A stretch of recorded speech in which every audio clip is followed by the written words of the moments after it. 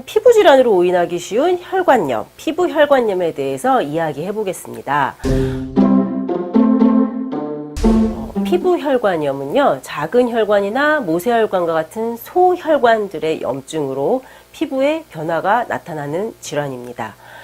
피부에 붉은 반점, 홍반, 발적, 결절 등등이 발생하는데 피부 증상 위주로 발현이 되다 보니 그냥 단순한 피부 질환으로 오인하고 치료를 놓치기 쉬운데요. 피부혈관염은 치료를 놓칠 경우 신장 기능의 이상이라든지 다른 장기를 손상시킬 수도 있기 때문에 정확한 감별과 치료 시기를 놓치지 않는 것이 중요합니다. 오늘은 피부 질환으로 오인하기 쉬운 혈관염, 피부혈관염에 대해서 이야기해 보겠습니다. 첫 번째로 발생 부위에 있어서 피부혈관염은요, 하지나 상지 같은 몸의 말단에 발생하기 쉽습니다. 주로 무릎이야 하지에서 호발하죠. 반면 피부염은 전신 어디나 발생할 수 있는데 보통은 접촉이 많은 부위라든지 아니면 피부가 겹쳐지는 오금, 사타구니 같은 부위가 피부염 발생이 잦은 부위입니다. 따라서 다리 위주로 홍반, 피부색의 변화라든지 붉은 반점이 생겼다면 피부 혈관염일 가능성이 높습니다. 두 번째, 피부 증상의 차이인데요. 피부 혈관염은 자잘한 붉은 반점이 나타날 수도 있고요. 직경이 수밀리미터 이상으로 붉게 넓은 홍반이 생길 수도 있는데 붉은 부위를 압박했을 때 색이 없어지지 않습니다. 이유는 피부 아래에 혈관의 출혈로 피부색의 변화가 일어났기 때문이죠. 그리고 보통은 가렵거나 따갑거나 하는 자각 증상이 심하지 않습니다.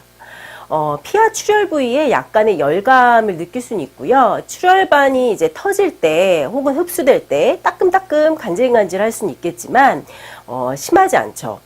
반면 피부염은 피부에 붉어짐, 발적, 수포, 진물이 날 수도 있고요. 건조하게 인설이 생길 수도 있는 등 다양한 패턴으로 발생합니다. 그리고 가려움 증상이 대부분 나타나죠. 피부에 붉은 반점과 같은 색의 변화가 일어나느냐, 그 밖에 증상이 나타나고 가려운지가 피부혈관염과 피부염의 또 하나의 감별 포인트가 됩니다. 세 번째로 피부염은요, 피부 증상만이 위주로 나타납니다. 물론 이제 병변 부위에 2차 감염이 발생한다면 이제 환부가 이렇게 열이 난다든지 이렇게 발열이 나타날 수도 있지만 흔하진 않죠. 반면 피부혈관염은 피부의 색 변화만 발생할 수도 있지만 전신 증상이 나타날 수도 있는데 관절통이나 관절에 열감이라 붓는다든지 피로감 등등이 대표적인 증상입니다. 혈관염 환자분들이 가장 우려하는 증상 중 하나가 신장 기능의 이상이죠. 피부혈관염이라면 혈관염이 신장에 침범할 가능성도 있기 때문에 혈뇨나 단백뇨에 대한 체크도 필요합니다. 혈관염이 피부염과 감별이 필요하고 적절한 치료가 필요한 이유 중 하나는 혈관염은 전신 어느 장기나 침범할 수 있다는 것입니다. 마치 시한폭탄과 같죠. 보통 피부 혈관염은 피부 주변의 작은 혈관 위주의 염증이기 때문에 심각한 전신 증상은 잘 나타나지 않지만 방치할 경우에 전신 증상의 가능성을 아예 무시할 수는 없습니다.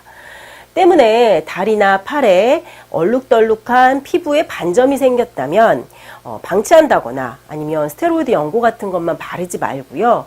정확한 진단과 치료가 필요합니다.